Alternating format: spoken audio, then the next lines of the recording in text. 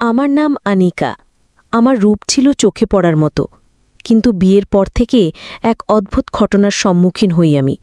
আমার শ্বশুরমশাই প্রতিদিন রাতে কোনো না কোনো অজুহাতে আমার ঘরে আসতেন আমার সেবা যত্ন নেওয়ার জন্য। আমার জীবনের এই সত্য কাহিনী শুনলে আপনারাও হয়তো অবাক হবেন। আমার সাথে এক বিরাট প্রতারণা করা হয়েছিল। রোহান নামের যে ছেলের সাথে আমার বিয়ে হয়েছিল, ফুলশয্যার রাতে দেখি সে আমার ঘরে নেই, বরং সেখানে উপস্থিত অন্য এক যুবক। ফুলশয্যার রাতে আমি যখন আমার স্বামীর জন্য অপেক্ষা করছিলাম, তখন আমার শ্বশুরমশাই রোহানকে অর্থাৎ নিজের ছেলেকে সঙ্গে নিয়ে আমার ঘরে প্রবেশ করেন। আমি তো এই দৃশ্য দেখে অবাক হয়েছিলাম যে শ্বশুরমশাই কেন এভাবে নিজের ছেলেকে ধরে আমার ঘরে নিয়ে এসেছেন।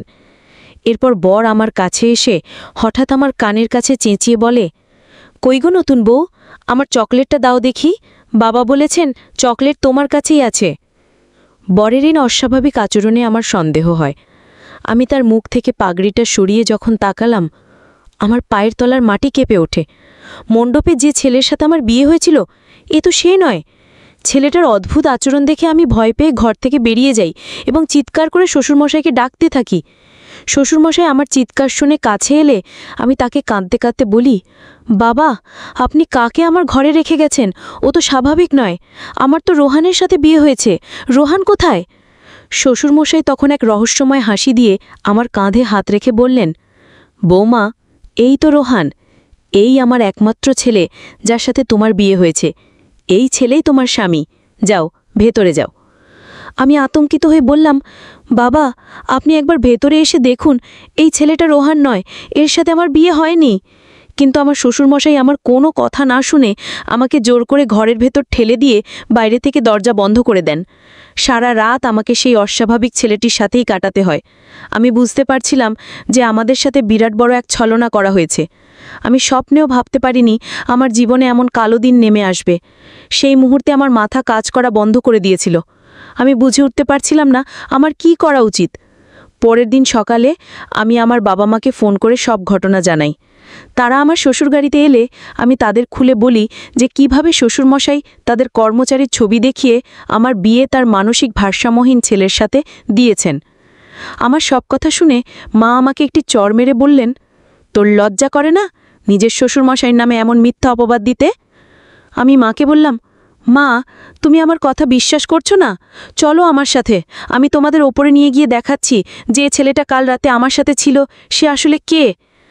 আমি যখন বাবা মাকে টেনে ওপরের ঘরে নিয়ে গেলাম সেই ছেলেটাকে দেখানোর জন্য, তখন দেখি সব ঘর ফাঁকা, ছেলেটা কোথাও নেই। তখন আমার মা আমার হাত ধরে টেনে বললেন, যার সাথে তোর বিয়ে হয়েছে সেই রোহানের সাথে তো আমরা এখানে এসেই দেখা করেছি। রোহান আমাদের সাথে দেখা করে নিজের কাজে বেরিয়ে গেছে। সে তো সম্পূর্ণ সুস্থ আর স্বাভাবিক। সে অস্বাভাবিক হবে কেন? তোর কথা শুনে মনে হচ্ছে তুই আমাদের বোকা বানানোর চেষ্টা করছিস। ব্যাকানিকা, একটা কথা ভালো করে শুনে রাখ, এরপর যদি আমাদের ফোন করে বিরক্ত করিস, আমরা ভুলে যাব যে আমাদের কোনো মেয়ে ছিল। তোর জন্য আজ আমাদের সম্মান ধুলোয় মিশে গেল। ঠিক সেই সময় আমার শ্বশুরমশাই মুচকি হেসে আমার বাবা মাকে বললেন, হয়তো আমার ছেলের সাথে আপনার মেয়ের কোনো বিষয় নিয়ে মনোমালিন্য হয়েছে, তাই ও রেগে গিয়ে আপনাদের ফোন করে ডেকেছে। এরপর আমার শ্বশুর আমার কাছে এসে খুব স্নেহের সাথে আমার মাথায় হাত বুলিয়ে বললেন, দেখো বৌমা, যা হওয়ার তা তো হয়েই গেছে। এখন সবকিছু মেনে নিয়ে এই বাড়িতেই থাকো এবং আমাকে সন্তুষ্ট রাখো। শ্বশুরমশার কথা শুনে আমি রেগে গিয়ে বললাম, আপনার লজ্জা হওয়া উচিত। আপনি আমার মতো একটা তরুণী মেয়ের জীবনটা নষ্ট করে দিয়েছেন, আর এখন বলছেন আমাকে সন্তুষ্ট রাখতে। সবকিছু জেনেও আপনি কেন আপনার মানসিক ভারসাম্যহীন ছেলের সাথে আমার বিয়ে দিলেন? শ্বশুরমশাই মুচকি হেসে বললেন, বৌমা, আস্তে আস্তে সবই জানতে পারবে। এখন বেশি কথা না বলে আমার পায়ে একটু তেল মালিশ করে দাও দেখি। তিনি আমাকে রান্নাঘর থেকে গরম তেল নিয়ে তার ঘরে যেতে আদেশ করলেন।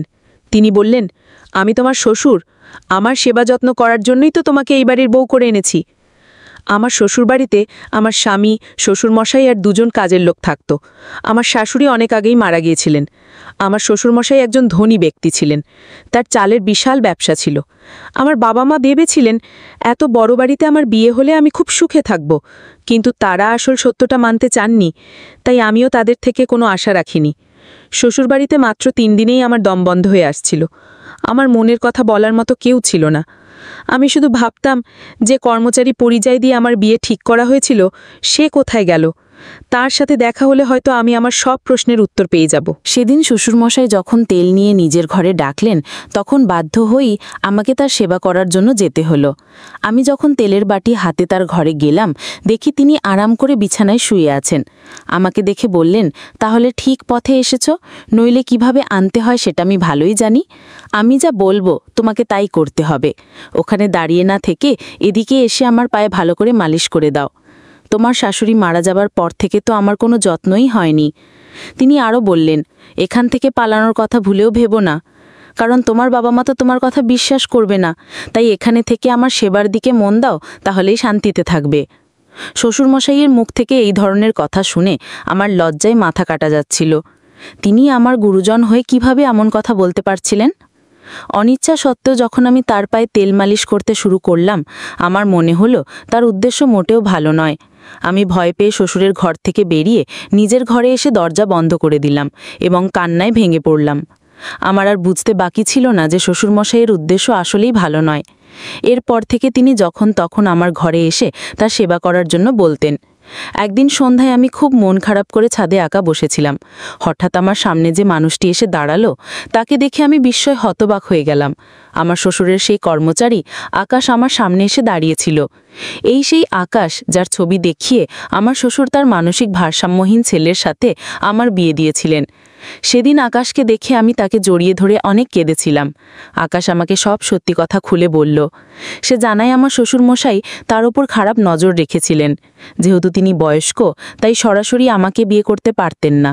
তাই আমাকে নিজের কাছে পাওয়ার জন্য তিনি আকাশের ছবি দেখিয়ে তার মানসিক ভারসাম্যহীন ছেলের সাথে আমার বিয়ে দেন। আমার প্রথম দিন থেকেই শ্বশুরমশাইকে নিয়ে সন্দেহ হচ্ছিল, কারণ তার তাকানোর ভঙ্গি আমার ভালো লাগতো না। কিন্তু তিনি যে এতটা নিচে নামতে পারেন তা আমি কল্পনাও করতে পারিনি। আমি আর আকাশ যখন ছাদে লুকিয়ে কথা বলছিলাম, ঠিক তখনই আমার শ্বশুরমশাই আমাকে খুঁজতে খুঁজতে সেখানে এসে হাজির হলেন। আমাদের দুজনকে একসাথে দেখে তিনি আকাশকে পুলিশের হাতে তুলে দেওয়ার হুমকি দিলেন এবং আমাকে বললেন, ছি বৌমা, তুমি আমার বাড়ির বউ হয়ে অন্য একটা ছেলের সাথে ছাদে লুকিয়ে প্রেম করছো? তোমার কি এর সাথে কোনো অবৈধ সম্পর্ক আছে? শ্বশুরমশাই সব কিছু জেনেও আমার ওপরে দোষ চাপানোর চেষ্টা করছিলেন। সেই সময় আকাশ আমার পক্ষ নিয়ে দাঁড়ালো এবং এমন এক সত্য প্রকাশ করলো যা শুনে আমার পায়ের তলার মাটি সরে গেল। আকাশ জানায় যে বিয়ের মণ্ডপে আসলে আমার বিয়ে রোহনের সাথে হয়নি, হয়েছিল তার নিজের সাথেই। কারণ রোহন মানসিক ভারসাম্যহীন হওয়ায় সে বিয়ের নিয়মকানুন কিছুই বুঝত না। তাকে মণ্ডপে বসালে সত্যিটা সবার সামনে চলে আসতো এবং বিয়েটা ভেঙে যেত। তাই শ্বশুরমশাই চালাকি করে তার কর্মচারী আকাশকেই বরের আসনে বসিয়ে আমার সাথে বিয়ে দিয়েছিলেন। বিয়ে হয়ে যাওয়ার পর মুখ বন্ধ রাখার জন্য শ্বশুরমশাই আকাশকে 5 লক্ষ টাকা দিয়েছিলেন। আকাশ খুব গরিব ঘরের ছেলে হওয়ায় পরিবারের কথা ভেবে টাকাটা নিয়েছিল। কিন্তু পরে সে নিজের ভুল বুঝতে পারে যে টাকার জন্য সে আমার জীবনটা নষ্ট করেছে। তাই সে অনুতপ্ত হয়ে আমাকে সব সত্যি কথা বলতে এসেছিল। শ্বশুরমশাই এই পুরো পরিকল্পনাটি করেছিলেন শুধুমাত্র তার নিজের নোংরা উদ্দেশ্য পূরণ করার জন্য। তার ছেলে যেহেতু ভারসাম্যহীন ছিল, সেই সুযোগকে কাজে লাগিয়ে তিনি আমাকে বাড়ির বউ করে এনেছিলেন, যাতে তিনি আমার সাথে তার খারাপ ইচ্ছাগুলো পূরণ করতে পারেন। সব সত্যি জানার পর আমি শ্বশুরের সামনেই আকাশকে বললাম, সবার সামনে আগুনের সাক্ষী রেখে যখন তোমার সাথেই আমার বিয়ে হয়েছে, তাহলে তুমি কি আমাকে স্ত্রীর মর্যাদা দেবে? তুমি কি আমাকে তোমার বাড়ি নিয়ে যাবে?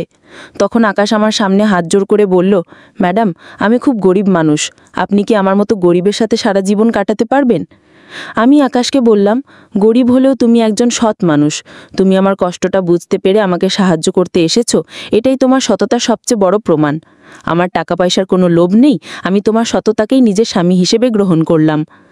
আমাদের কথা শুনে শ্বশুরমশাই আকাশের সামনেই আমার হাতটা শক্ত করে ধরে বললেন, এই মেয়ে, তোর কি মাথা খারাপ হয়ে গেছে? আমার এত বড় বাড়ি ছেড়ে তুই এই কাজের লোকটার সাথে থাকতে চাইছিস? বেশি বাড়াবাড়ি করলে আমি পুলিশ ডাকবো আর তোর বাবা মাকেও ডাকবো। সেই মুহূর্তে আমি শ্বশুরমশাইয়ের হাত ছাড়িয়ে নিয়ে আকাশের হাত ধরে বললাম, আপনার যাকে খুশি ডাকুন। আমার বাবা মা যখন আমার কথা বিশ্বাস না করে আমাকে একা ফেলে গেছেন, তখন তাদের আশা বা না আশায় আমার কিছু যায় আসে না।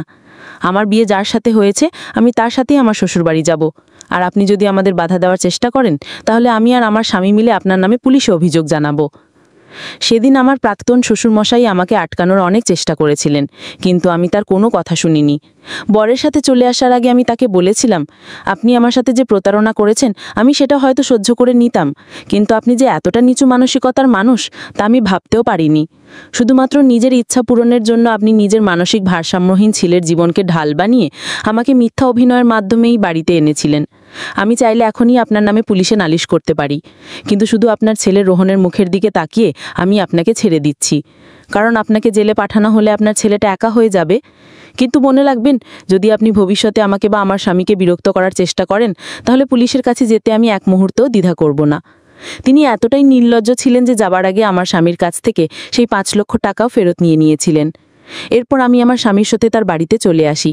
কিছুদিন পর আমার বাবা মাও আকাশের বাড়িতে, অর্থাৎ আমার নতুন শ্বশুর বাড়িতে এসে হাজির হলেন। সেদিন তারা নিজেদের ভুলের জন্য আমার কাছে ক্ষমা চেয়েছিলেন এবং আমাকে তাদের সাথে বাড়ি ফিরে যেতে বলেছিলেন। কিন্তু আমি তাদের সাথে যাইনি, কারণ আকাশের সাথেই আমার বিয়ে হয়েছিল এবং তার সাথেই আমার সংসার। আমি এখন আমার স্বামীর সাথে অনেক ভালো আছি। আমার স্বামী গরিব হতে পারে, কিন্তু তার মনটা অনেক বড়। সে আমাকে খুব ভালোবাসে এবং সুখে রেখেছে। এই পৃথিবীতে যে কত বিচিত্র ধরনের মানুষ আছে তা বোঝা সত্যি খুব কঠিন। আমি কখনো স্বপ্নেও ভাবিনি যে আমার সাথে এমন কিছু হতে পারে। ছোটবেলা থেকে আমার স্বপ্ন ছিল এক ধনী পরিবারে বিয়ে করা, কিন্তু সেই ধনী পরিবারে বিয়ে করার পরিণতি যে এতটা ভয়াবহ হতে পারে তা আমার কল্পনার বাইরে ছিল। যাই হোক, আমি এখন একজন সাধারণ মানুষের স্ত্রী হয়েও অনেক শান্তিতে সুখে আছি।